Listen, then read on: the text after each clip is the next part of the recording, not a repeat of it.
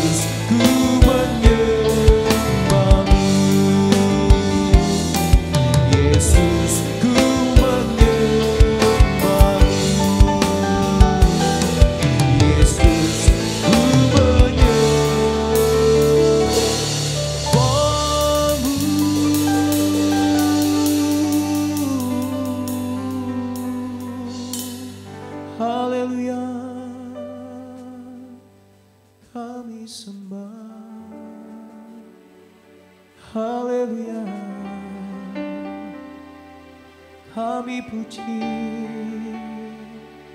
Kasih-Mu besar, kemuliaan-Mu yang memulihkan setiap hati kami, yang memberkati hidup kami saat ini Tuhan. Mari sama-sama angkat suaramu saudara, mari sembah. Mari Bapak Ibu Saudara yang dikasih oleh Tuhan, jangan diam. Mari sembah Tuhan, sembah. Kasih-Mu besar bagi setiap kami.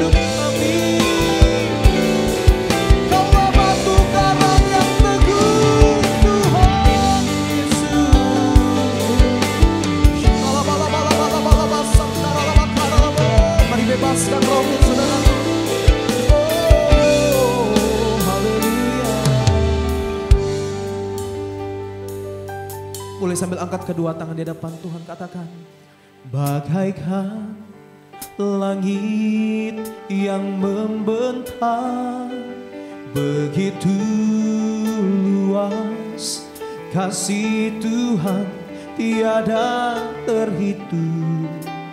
Pertolongan-Mu dalam hidupku,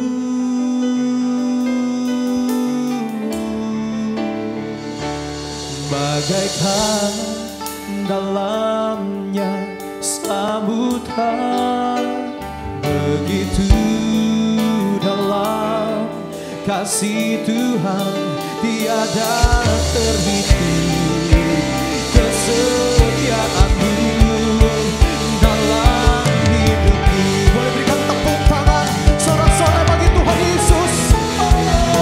Bagaikan langit yang membentang, begitu luas kasih Tuhan tiada terhitung. Pertolongan-Mu dalam hidupku, bagaikan langit dalamnya samudra.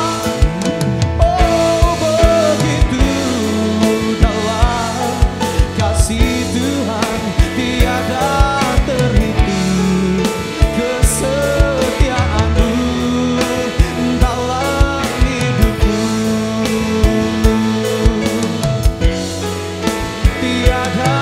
terhitung. Pertolongan-Mu tiada terhitung, tiada terhitung. Kesetiaan-Mu tiada terhitung. Pertolongan-Mu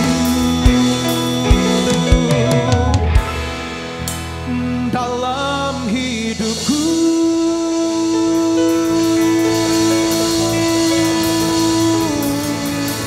Haleluya.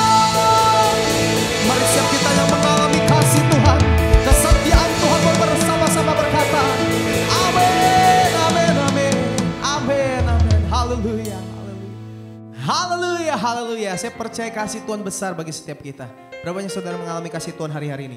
Saya percaya kita semua mengalami kasih Tuhan. Kasih tepuk tangan yang terbaik buat Tuhan Yesus. Sebab kasihnya tidak pernah habis-habisnya dalam hidup kita. Yang setuju boleh sama-sama sambil serukan, haleluya, haleluya. Mari dengan sukacita saudara, mari bangkit berdiri bersama-sama, kita bertepuk tangan saudaraku. Naikkan pujian ini dengan segenap hatimu.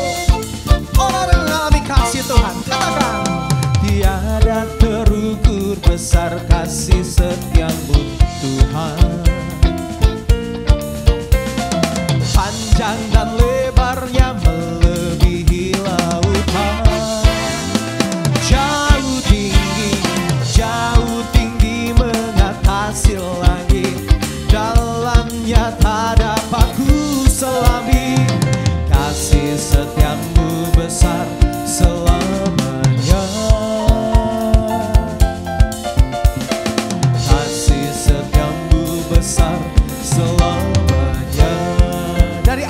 lagi bersama katakan, tiada terukur besar kasih setiamu Tuhan.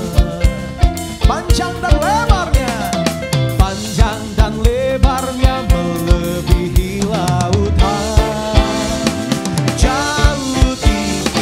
Jauh tinggi mengatasi langit, dalamnya tak dapat ku selami. Kasih setiamu besar selamanya. Kasih setiamu besar selamanya.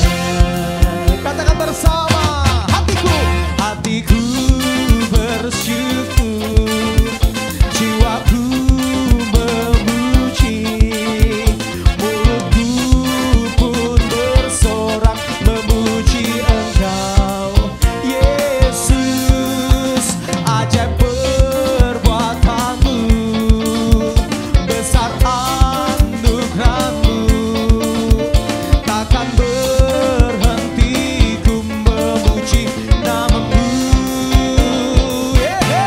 Katakan, tiada terukur besar kasih setiamu Tuhan. Saya rindu Bapak Ibu Saudara saja nyanyikan pujian ini. Melebihi lautan, jauh tinggi, katakan saudara. Mari sambil menari saudaraku. Kasih setia Tuhan nyata dalam hidup saya dan saudara. Katakan, kasih setiamu besar.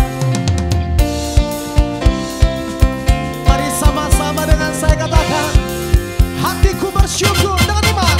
Hatiku bersyukur, sambil angkat kedua tangan, jiwaku memujimu, mulutku pun bersorak memuji Engkau Yesus. Ajaib perbuatanmu, besar anugerahmu, takkan berhenti ku memuji namamu. Tiada terukur besar kasih setiamu Tuhan. Panjang dan lebarnya melebihi lautan.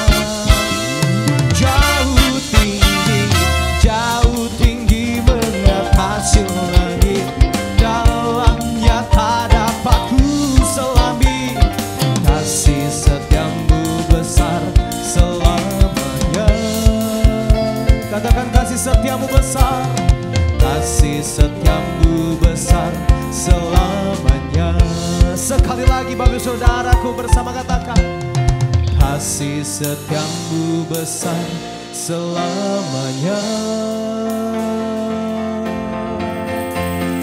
Kasih setiamu besar selamanya. Haleluya. Kasih tepuk tangan yang terbaik buat Tuhan Yesus saudara. Silakan duduk kembali Bapak Saudara dalam hadirat Tuhan. Kesetiaanmu terbukti dalam hidup kami. Sebab itu Tuhan, tangan kami terangkat kepadamu Bapa yang setia, Bapa yang mulia. Kau tunjukkan kasih setiamu,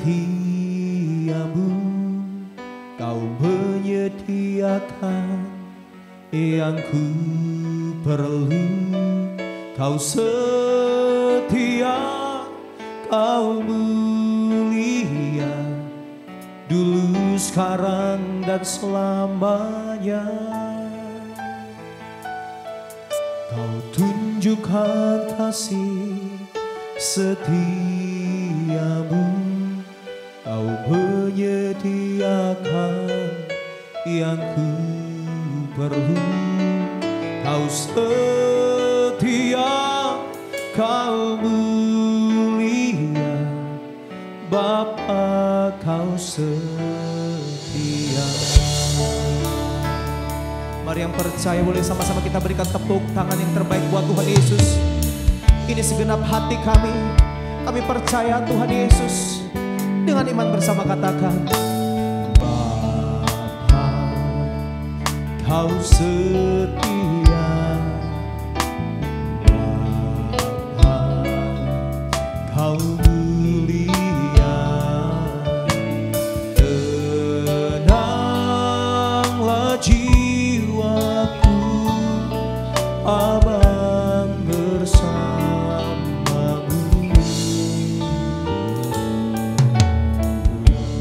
Lebih dari harta, Kaulah segalanya. Tenanglah jiwaku dalam hadiratmu. Kau tunjukkan kasih setiamu, Kau menyediakan yang ku perlu. Kau setia, Kau mulia, dulu, sekarang, dan selamanya. Kau tunjukkan kasih setiamu, Kau menyediakan yang ku perlu.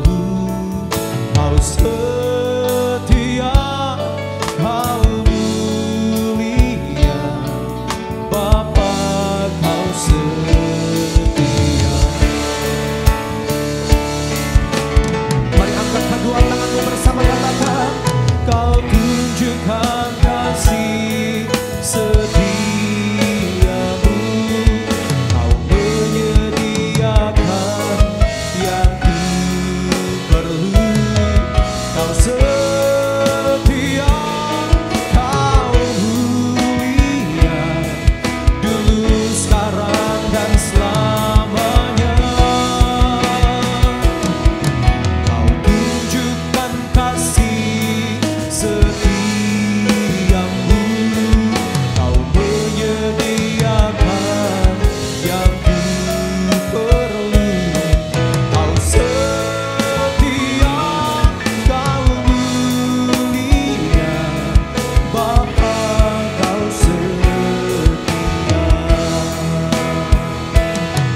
Kau setia, Kau mulia, Kau setia, Kau mulia, Kau setia, Kau mulia, Bapa, Kau setia.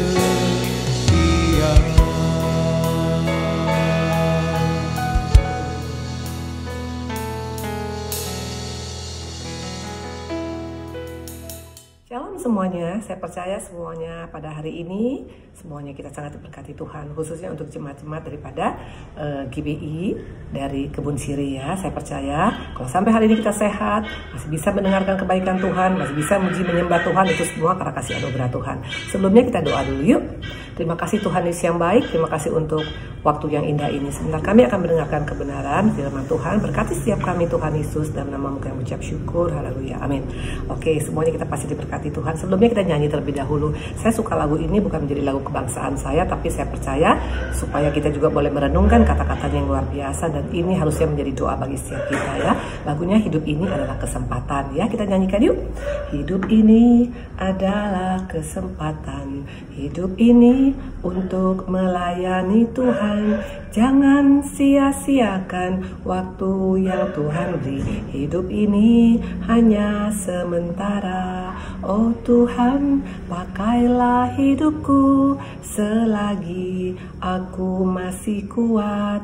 Bila saatnya nanti ku tak berdaya lagi, hidup ini sudah jadi berkat. Jadi semuanya para jemaat yang luar biasa pada hari ini, saya percaya kita ada sampai hari ini semua karena kasih anugerah Tuhan. Yuk kita berikan kepada Tuhan yang terbaik, karena Tuhan sudah terlebih dahulu berikan kepada kita yang terbaik ya. Nah temanya pada hari ini adalah tentang why corona ya. Sekarang semuanya lagi tentang suasana tentang COVID-19 ya. Jadi kita sekarang juga mau tahu tentang apa sih COVID-19 dan kenapa ini harus ada dalam kehidupan anak-anak Tuhan ya, bahkan seluruh dunia ini ya. Yuk kita buka dalam Yohanes ya. Dalam Yohanes 5 ayat 1 sampai dengan 5. Semua tahu cerita tentang Lazarus ya. Nah, Lazarus yang mati ya. Mungkin kita bilang apa hubungannya Bu Indri dengan COVID-19? Nanti kita akan lihat karena cara Tuhan itu selalu luar biasa. Sebelum kejadian banyak Tuhan sudah beritahukan pada kita hal-hal yang luar biasa untuk menjadi antisipasi kita. Yohanes 5 ayat 1 sampai dengan 5. Ada seorang yang sedang sakit namanya Lazarus. Ia tinggal di Betania, kampung Maria dan adiknya Marta. Maria ialah perempuan yang pernah meminyaki kaki Tuhan dengan minyak mur dan menyekanya dengan rambutnya. Dan Lazarus yang sakit adalah saudaranya. Kedua perempuan itu mengirim kabar kepada Yesus. Tuhan, dia yang engkau kasihi sakit. Ketika Yesus mendengar kabar itu, ia berkata, penyakit ini tidak akan membawa kematian, tetapi akan menyatakan kemuliaan Allah. Sebab oleh penyakit itu anak-anak Allah akan dimuliakan ya. Yesus memang mengasihi Marta dan kakaknya dan Lazarus. Namun setelah didengarnya bahwa Lazarus sakit, ia sengaja tinggal 2 hari lagi di tempat di mana ia berada. Nah, waktu kita membaca ayat 1 sampai dengan 5 ya, kesannya ini bagus, tapi kok makin kesininya makin gak enak ya. Nah, ini seringkali makanya kalau kita ikut Tuhan, jangan pernah ikut Tuhan setengah-setengah. Baca firman juga jangan sampai setengah-setengah. Selesaikan sampai selesai kisahnya supaya kita tahu apa makna di balik kisah yang tidak menyenangkan sekalipun. Nah, dikatakan di sini adalah apa? Maria dikatakan dan Marta. Ini jelas dikatakan adalah pribadi-pribadi mengasihi Tuhan. Jadi nanti kita akan lihat ada persamaan antara Lazarus yang mati dengan COVID-19 yang sedang kita alami pada saat ini. Apa persamaannya Bu Indri? Yang pertama adalah, yuk kita lihat. Dikatakan di sini Maria, Marta dan Lazarus adalah kekasih-kekasih Yesus, adalah orang-orang yang sangat disayang Tuhan. Bahkan Alkitab mencatat mereka sangat-sangat dikasih. Bukan Maria yang berkata, bukan Marta yang berkata, bukan Lazarus yang berkata, bukan kita yang mengatakan bahwa kita adalah orang yang dikasih Tuhan. Tapi Alkitab sendiri menyatakan bahwa mereka sangat dikasih Tuhan. Dan waktu kebetulan saya kemarin ke Israel juga, saya melihat bagaimana Tuhan pernah sering menjenguk keluarga ini ya. Dia tinggal di Betania, Tuhan sebelum pelayanan seringkali mampir di keluarga ini terlebih dahulu. Artinya memang mereka sangat memiliki hubungan yang sangat dekat ya. Pertanyaan, apakah karena kedekatan kita pada Tuhan? Apakah karena kita mengasihi Tuhan? Apakah karena kita sangat-sangat melayani Tuhan luar biasa, automatically tidak ada terjadi hal-hal yang tidak baik dalam kehidupan kita? Alkitab tidak mencatat seperti itu. Dikatakan Maria memang dikasihi. Tuhan mengasihi Maria, Marta dan Lazarus. Tapi toh bisa mengalami apa? Dikatakan Lazarus sakit ya.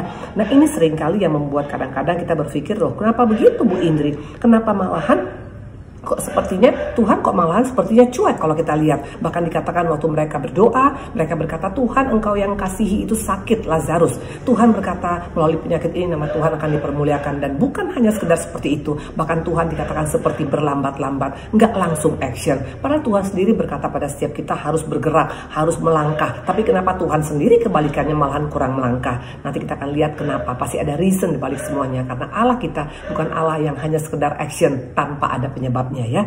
Nah, kenapa saya berkata bahwa ternyata ya, apapun masalah kita, sebenarnya Tuhan sudah kasih tahu sama kita terlebih dahulu. Kenapa kita mengerti bahwa ternyata kekristenan itu tidak automatically membuat kita nol masalah. Tidak seperti itu. Makanya ada 3 ayat sebagai pendukung bahwa ternyata kekristenan bukan berarti nol masalah ya. Engkau sudah ikut Tuhan, saya sudah melayani Tuhan, toh bisa mengalami Lazarus yang sakit dalam hidup kita, toh bisa mengalami COVID. Bahkan kita dengar pada saat-saat belakangan ini bukan hanya sekedar orang-orang biasa, bahkan hamba-hamba Tuhan pun banyak mengalami penderitaan dalam COVID-19, betul? Nah, kita lihat dikatakan di sini ada 3 yang Tuhan sampaikan yang mungkin selama ini kurang kita perhatikan sebagai bukti bahwa memang ada masalah dalam ikut Tuhan. Matius 11 ayat 28 demikian firman Tuhan. Marilah kepadaku semua yang letih lesu dan beban berat, aku akan memberikan kelegaan padamu. Pertanyaan saya, siapa yang Tuhan undang dikatakan marilah kepadaku datang yang letih lesu? Berarti adalah orang-orang yang diajak Tuhan. Siapa mereka? Kita, orang yang mengasihi Tuhan, yang sayang sama Tuhan, yang peduli dengan Tuhan, yang melayani Tuhan dengan segenap hati. Toh kita bisa mengalami letih lesu. Sangat bisa, karena dunia ini penuh dengan permasalahan. Hanya surga yang gak ada masalah. Di dunia ini tetap ada tangisan, ada kertak gigi, ada kesedihan, ada problem, ada kematian. Karena semuanya itu hanya sementara di dunia ini. Tapi di surga nanti gak akan ada lagi kesedihan. Yang ada hanya sorak-sorai dan hanya pujian penyembahan yang ada di sana. Nah, dikatakan Tuhan katakan mari datang kepadaku. Kenapa? Karena memang siapapun kita, mau kita sudah melayani, mau kita Kristen yang setia, tetap bisa mengalami letih lesu. Ingat cerita bagaimana seorang Musa Musa pernah mengalami tangannya juga penat ya. Dan akhirnya siapa? Ada Hur dan Harun yang menopang. Nah intinya dikatakan di sini tidak jadi jaminan siapapun kita bisa menghadapi masalah. Tapi yang luar biasa, Tuhan berkata apa? Come to me, datang kepadaku. Ini yang luar biasa. Dunia nggak akan pernah mau menerima orang yang punya masalah, betul? Kalau kita lihat bahkan dikatakan kemarin-kemarin ini banyak orang yang sudah beli tanah di tempat yang pemakaman yang sangat mahal, tapi waktu pas mereka menderita COVID dan meninggal karena COVID, ditolak mentah-mentah. Nah itulah dunia, seringkali menolak waktu kita punya masalah. Tapi dikatakan Tuhan, semakin kita letih lesu, semakin Tuhan berkata datang kepadaku. Ini yang luar biasa. Dan bukan hanya sekedar datang, Tuhan katakan, aku akan memberikan kelegaan kepadamu. Wow, luar biasa, kelegaan daripada Tuhan berbeda dengan kelegaan daripada dunia ini. Nah seringkali kita dikatakan di sini, loh kenapa Bu Indri, saya sudah ikut Tuhan, kenapa bisa ada masalah? Memang ada masalah, tapi yang luar biasa Tuhan gak biarkan kita, bahkan Tuhan minta kita datang kepada Dia untuk Tuhan berikan kelegaan. Nah ini yang pertama sebagai bukti bahwa memang Kristen itu bisa punya masalah. Orang yang mengasihi Tuhan bisa punya masalah. Hamba Tuhan yang sudah begitu antusias melayani Tuhan bisa punya masalah. Yes, itu sesuai firman. Nah yang kedua dikatakan bukan hanya sekedar tadi Tuhan katakan datang kepadaku diberikan kelegaan.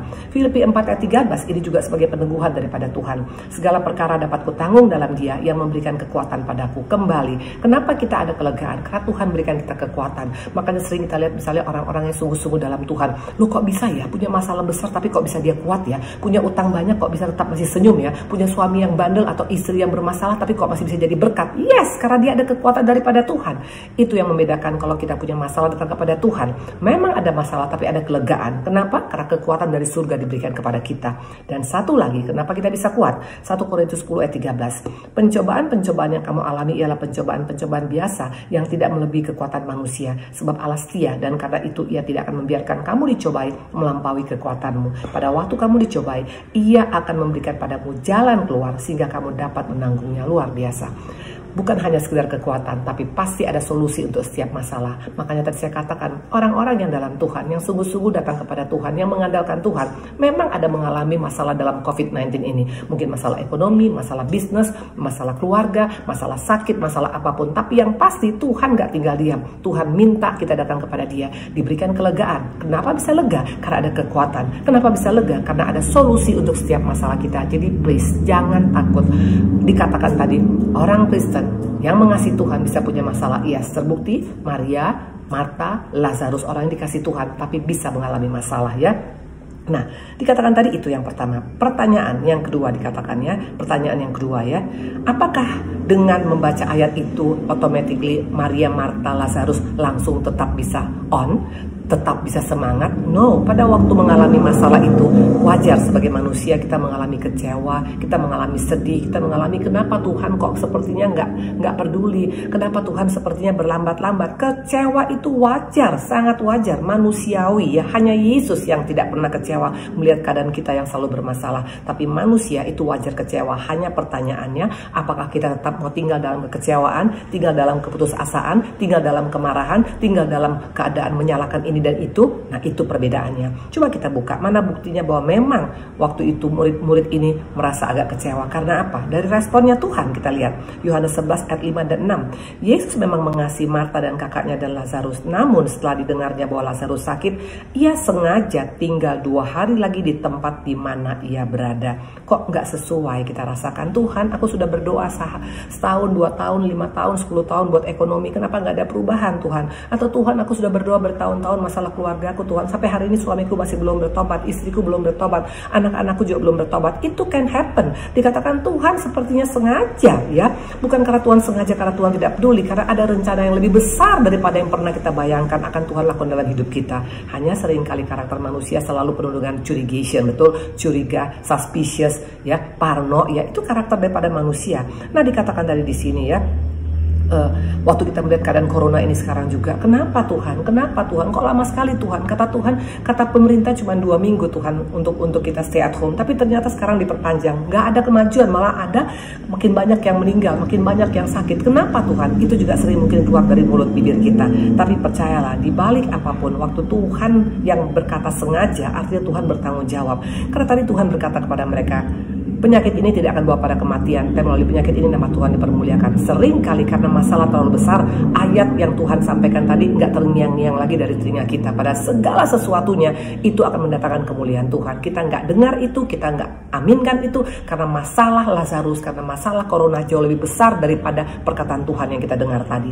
Nah, dikatakan hati-hati ya, waktu kita stres, kadang-kadang tanpa disadari bisa keluar kata-kata seperti istri Ayub. Dikatakan Ayub berkata begini, istrinya, Ayub 2:9, masih bertekunkah engkau dalam kesalehanmu? Kutukilah Allahmu dan matilah. Jangan sampai ini keluar dari mulut bibir kita. Ini karena apa? Karena kekecewaan yang sangat berat. Ya, padahal istri Ayub kalau dipikir-pikir kurang apa dia mengalami berkat Tuhan selama ini.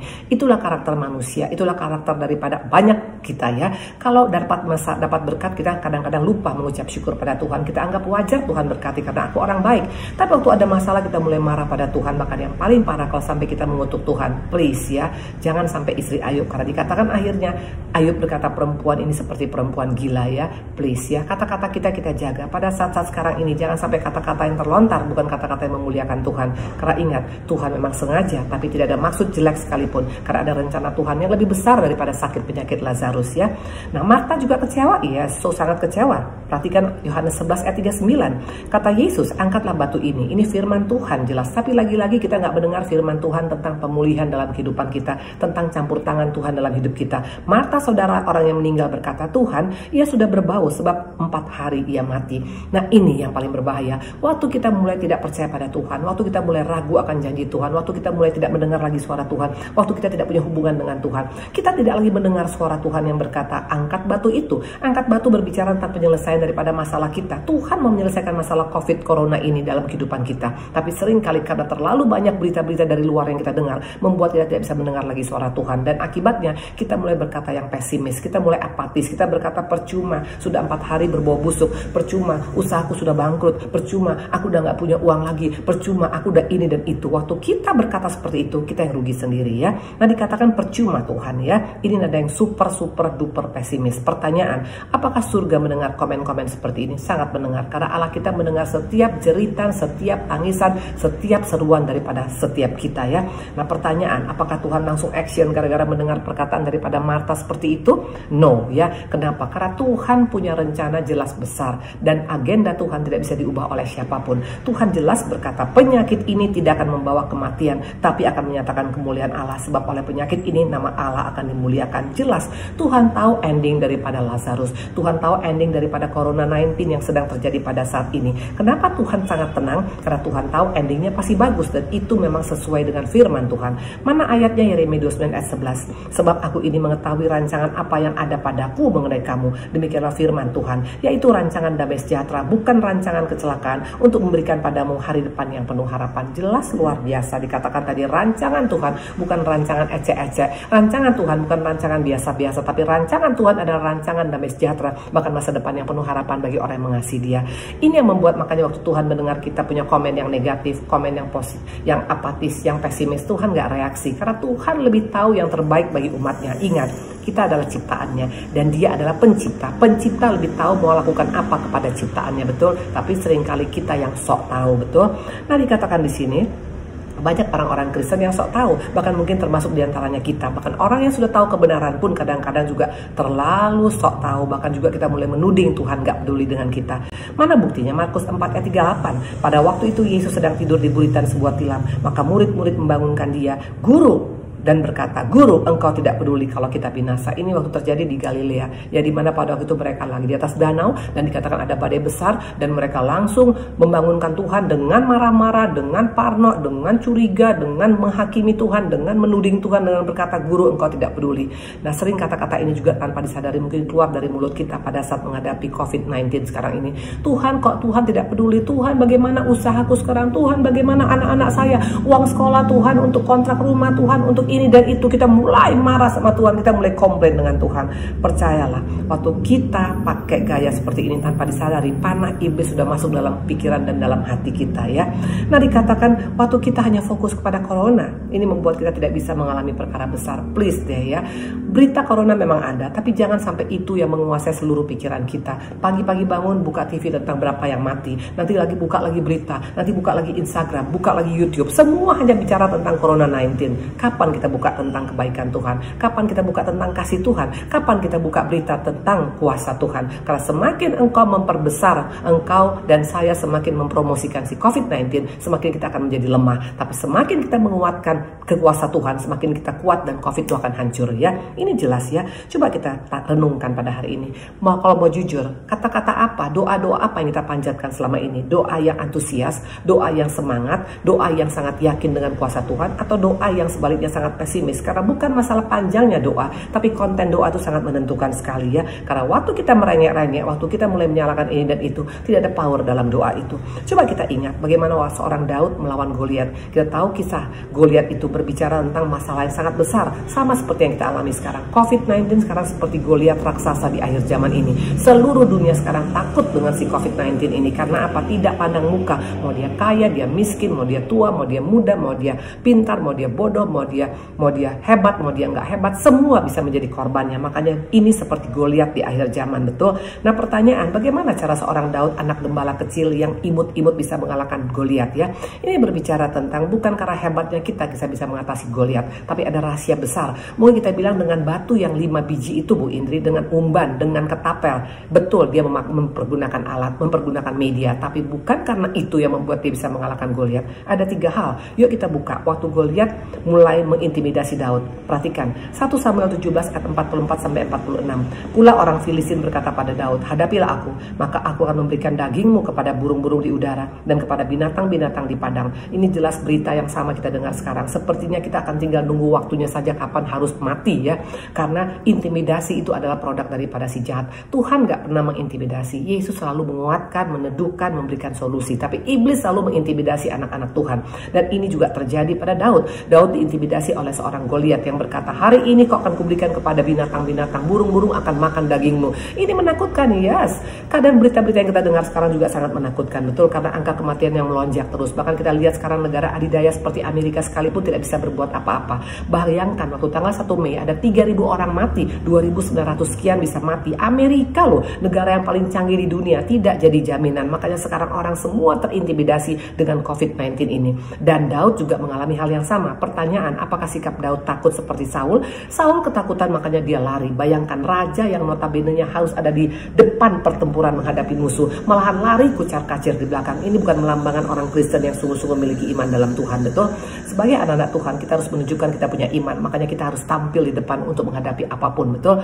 Nah Daud bukan raja, Daud bukan panglima perang. Daud hanya memiliki iman yang luar biasa. Mana bukti dia adalah pribadi yang luar biasa? Kita lihat reaksi daripada Daud ayat 45 dan 46. Tapi Daud berkata kepada orang Filistin, engkau mendatangi aku dengan pedang dan tombak dan lembing, tapi aku mendatangi engkau dengan nama Tuhan semesta alam, Allah segala barisan Israel yang kau tantang. Itu tidak main-main. Kenapa Daud bisa berani menghadapi Goliat? Kenapa Daud bisa berani menghadapi COVID-19? Karena dia bukan seorang diri. Sering kali yang membuat kita takut menghadapi saat-saat sekarang ini, karena kita merasa we are alone. Kita hanya sendiri saja, kita hanya dengan keluarga kita saja. No, kita dengan Yesus. Karena Tuhan berkata, aku tidak pernah membiarkan apa yang meninggalkan engkau. Pegang janji Tuhan ini sebagai kekuatan bagi kita. Daud sangat tahu Yesus yang disembahnya, Allah yang disembah bukan Allah yang meninggalkan, tapi Allah yang berserta dengan dia. Maka dia sangat berani berkata, aku mendatangi engkau dengan nama Tuhan Yesus. Wow, ini modal daripada Daud. Yang berikutnya dikatakan, hari ini juga Tuhan akan menyerahkan engkau ke dalam tanganku, dan aku akan mengalahkan engkau dan memenggal kepalamu dari tubuhmu. Hari ini juga aku akan memberi mayatmu dan mayat tentara orang Filistin pada burung-burung di udara, pada binatang-binatang liar, supaya seluruh bumi tahu bahwa Israel mempunyai Allah luar biasa. Bukan hanya sekedar dia berani, tapi dia membalikkan apa kata-kata daripada Goliat tadi, bahwa bukan dia yang dimakan oleh burung, tapi Goliat dan gengnya semua yang akan mati dimakan oleh burung-burung di udara. Kenapa sampai Daud bisa berkata seperti ini? Karena dia sangat sadar kuasa Allah yang disembahnya. Nah, waktu kita mulai meragukan kuasa Tuhan dalam hidup kita, ini membuat kata-kata kita akan sangat-sangat pesimis. Tapi orang yang kenal Yesusnya, makanya ini adalah waktu kita untuk mengenal Tuhan. Banyak mengenal Tuhan melalui pembacaan firman. Karena di sana kita bisa kenal Allah yang kita sembah adalah Allah yang berperang menghadapi masalah kita. Bukan kita lagi yang berperang, tapi Allah yang berperang menghadapi COVID-19. Kalau kita sadari ini, kita akan menjadi pribadi yang ciut. Daud sadar, tapi sering kali kita mengaku sebagai orang Kristen, kita tidak sadar. Yang pertama dikatakan dia tahu dia tidak seorang diri. Dan kedua, dia berkata perkataan-perkataan yang sangat-sangat luar biasa. Perkataan-perkataan yang membangun imannya sendiri. Karena seringkali iman kita runtuh bukan karena orang lain, tapi kita sendiri yang perkataan-perkataan yang negatif, yang selalu membuat kita semakin down dan down dan down. Dan ayat 47, supaya segenap jemaah ini tahu bahwa Tuhan menyelamatkan bukan dengan pedang dan bukan dengan lembing, ya. Sebab di tangan Tuhanlah pertempuran, dan ia pun menyerahkan kamu ke dalam tangan kami. Ini yang luar biasa. Apapun kehebatan daripada Daud, dia tidak pernah lupa bahwa ternyata kehebatannya, keberhasilannya, kesuksesannya, keterkenalannya, semua itu karena campur tangan Tuhan. Ini yang sering kali kita lupakan. Kita pikir kalau kita bisa mengatasi COVID-19 ini semua karena aku orang kaya, karena aku punya segala-galanya. No, tidak ada sedikit pun karena kita punya saham, tapi semua karena saham Tuhan kita masih bisa diluputkan sampai hari ini. Sadari itu. 3 hal yang membuat Daud bisa mengalahkan Goliat menjadi modal kita juga menghadapi COVID-19. Pertama dikatakan tadi adalah apa? Bahwa kita tidak seorang diri. Ingat itu, karena waktu kita merasa kita seorang diri tanpa disadari, kita tidak mengundang Tuhan dalam hidup kita. Kita mengabaikan Tuhan yang ada bersama-sama dengan kita pada saat ini. Yang kedua dikatakan adalah apa? Dia sangat kenal kuasa Allah yang disembahnya. Kenali Tuhan kita. Jangan hanya kenal Tuhan hanya sekedar tangannya saja, tapi kenali hatinya yang sangat peduli dengan kita. Kenali kuasanya, kenali kepeduliannya, kenali tentang Tuhan dalam segala hal. Secara gambar penuh kita mengenal Tuhan akan membuat perkataan kita berbeda. Dan yang ketiga dikatakan segala sesuatu itu karena campur tangan Tuhan. Daud tidak lupa kacang sama dengan kulitnya, ya. Daud tidak lupa, ya, tidak lupa dengan kebaikan Tuhan, tidak lupa tentang apa yang sudah dilakukan Tuhan dalam hidupnya. Seringkali kita lupa tentang kebaikan Tuhan. Makanya waktu-waktu saat ini ingat tentang kebaikan Tuhan. Kalau Tuhan pernah menolong kita tahun lalu, 5 tahun yang lalu, 10 tahun yang lalu, berarti Tuhan juga bisa menolong kita pada saat ini, betul? Nah, dikatakan tadi yang ketiga, ya, tadi poin pertama tadi adalah tentang apa? Bahwa tadi dikatakan bahwa orang yang mengasihi Tuhan bisa punya masalah, ya. Kita yang sudah melayani Tuhan juga bisa punya masalah, betul. Tapi Tuhan sudah berikan 3 senjata yang luar biasa. Bahwa Tuhan katakan datang kepadanya, diberikan kelegaan, ada kekuatan dan ada solusi, betul. Yang kedua, bisakah kecewa? Sangat bisa, tapi jangan tinggal dalam kekecewaan. Kenapa, ya? Karena waktu kita tinggal dalam kecewaan, kita akan semakin lengah. Kita belajar daripada seorang gembala yang muda, gembala yang bernama Daud. Dia menghadapi Goliat, menghadapi corona dengan 3 hal. Yang pertama, dia tahu Tuhan tidak pernah meninggalkan dia. Kedua, dia tahu kuasa Tuhan yang luar biasa. Ketiga, dia tahu campur tangan dalam hidupnya. Nah, yang ketiga, kenapa Tuhan izinkan corona? Karena ternyata ada 4 hal yang hilang dalam kehidupan orang Kristen yang selama ini kita anggap itu tidak penting, tapi itu sangat-sangat penting di mata Tuhan. Pertama adalah anggur manis dalam keluarga. Keluarga-keluarga Kristen sekarang banyak yang tidak punya lagi anggur manis karena kesibukan masing-masing. Papa di sana, ibu di sini, anak-anak di mana-mana. Maka banyak kita lihat banyak terjadi perselingkuhan, perceraian. Kenapa? Anggur manis sudah tidak ada lagi. Nah, ini kesempatan kita dengan stay at home. Kita perbaikin hubungan dengan pasangan kita, ya. Selama ini mungkin kurang komunikasi, kurang perhatian. Ayo, ini berikan waktu. Jangan sampai sudah corona ini pun sudah Tuhan berikan, masih juga kita masih gak punya hubungan yang baik dengan keluarga kita. Karena ingat, keluarga adalah prioritas pertama Tuhan. Ingat, Yesus lahir dalam keluarga, artinya keluarga sangat penting. Ingat, mujizat pertama dalam keluarga, artinya Tuhan sangat peduli dengan family, betul? Di sini kita perbaikin hubungan kita dengan suami, dengan istri, dengan anak-anak, dengan orang tua. Karena ini kesempatan yang luar biasa yang belum tentu datang 2 kali. Yang kedua dikatakan adalah apa? Tentang hubungan kita dengan Tuhan. Karena seringkali kita ambil pelayanan Marta, kita lebih sibuk dengan kegiatan rohani, tapi tidak lupa dengan hubungan dengan Tuhan secara pribadi. Maka Tuhan berkata kepada Marta, Marta, Marta, Maria memilih yang terbaik daripadanya, yaitu duduk di kaki Tuhan, mendengarkan Tuhan, punya hubungan intim dengan Tuhan. Ayo ambil waktu-waktu khusus dengan Tuhan, melalui doa, membaca firman, karena kita perlu mengenal Dia lebih secara pribadi. Karena waktu kita hanya mengenal hanya sekedar seminggu sekali di gereja, kita nggak akan kenal siapa Dia. Tapi waktu engkau punya hubungan yang intim dengan Tuhan, saya percaya itu akan membuat kita makin mantap dalam Tuhan. Intimnya Daud itu luar biasa. 7 kali sehari dia masuk hadirat Tuhan. Mungkin kita bilang pada waktu itu kan dia nggak ada kerjaan, Bu Indri. Siapa bilang sesudah dia menjadi raja pun dia tetap memiliki hubungan yang intim dengan Tuhan. Daniel di tengah kesibukannya 3 kali sehari masuk hadirat Tuhan. Keintiman itu yang banyak hilang, dan ini mau Tuhan kembalikan pada banyak orang Kristen. Yang ketiga adalah apa? Ya, sering kali kita mengandalkan kekuatan kita, maka Tuhan katakan terkutuklah orang yang mengandalkan kekuatannya. Tuhan nggak mau sampai kita hidup dalam kutuk, maka Tuhan mau kita kembali kepada porsi yang benar, yaitu mengandalkan Tuhan dalam segala hal. Karena uang kita, harta kita sekarang tidak bisa lagi ada gunanya. Punya uang banyak pun nggak bisa kemana-mana, betul. Bahkan kita untuk nanti pun, kalau kita pun misalnya mati pun, kita belum tentu mendapatkan tempat seperti yang kita harapkan, tempat yang mewah sekalipun, belum tentu. Artinya uang tidak segala-galanya.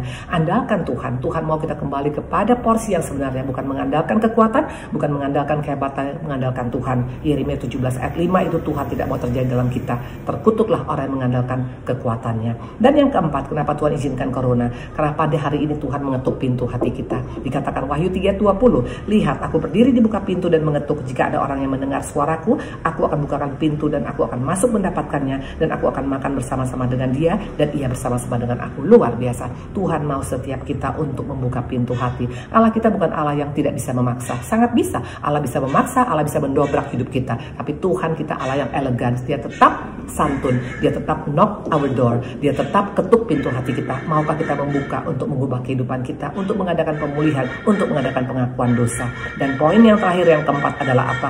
Yohanes 11 ayat 40. Bukankah sudah kukatakan, kata Yesus, jikalau engkau percaya, engkau akan melihat kemuliaan Allah. Kenapa kita gak bisa melihat kemuliaan Allah melalui COVID Corona ini? Karena kita mungkin kurang percaya. Hari ini ayo tingkatkan iman percaya kita, karena hanya melalui iman kita bisa melihat kemuliaan Tuhan. Tuhan berkati ya. Kita akan berdoa. Terima kasih Tuhan Yesus yang baik, terima kasih Allah kami. Biar apapun yang kami dengar pada hari ini, boleh sungguh-sungguh kami renungkan dan kami praktekkan dalam hidup kami. Berkati juga untuk jemaat-jemaatku pada hari ini yang mendengarkan kebenaran, untuk juga GBI dari Kebun Siri Bapak. Apapun yang menjadi permasalahan kami, semua kami percayakan dalam tangan Tuhan. Karena tetap kami percaya, apapun yang kami hadapi saat ini, kami percaya semua mendatangkan kemuliaan Tuhan. Terpujilah Engkau Allah kami, haleluya, amin. Saya Evangelis Dr. Indri Palidi Arya dari Sungai Sukacita Ministry by Love. Shalom. Terima kasih Anda telah mengikuti ibadah online pada hari ini. Kami mengajak Bapak dan Ibu untuk kembali mengikuti ibadah online minggu depan tanggal 17 Mei 2020. Firman Tuhan kali ini akan disampaikan oleh Bapak Pendeta Rubin Ok. Persembahan dan persepuluhan dapat Anda transfer melalui rekening berikut ini.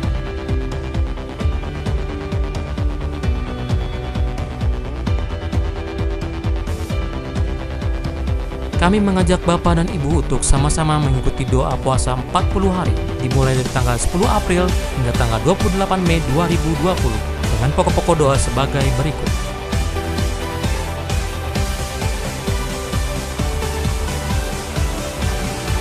GBI Kebon Siri telah menyalurkan bantuan kepada pengerja, jemaat, dan masyarakat sekitar GBI Kebon Siri yang terdampak COVID-19.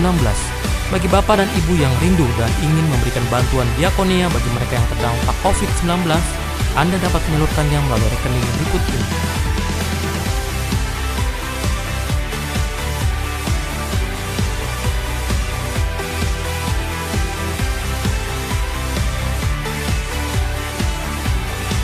Demikian GBI Kebon Siri News Flash minggu ini. Tuhan Yesus memberkati.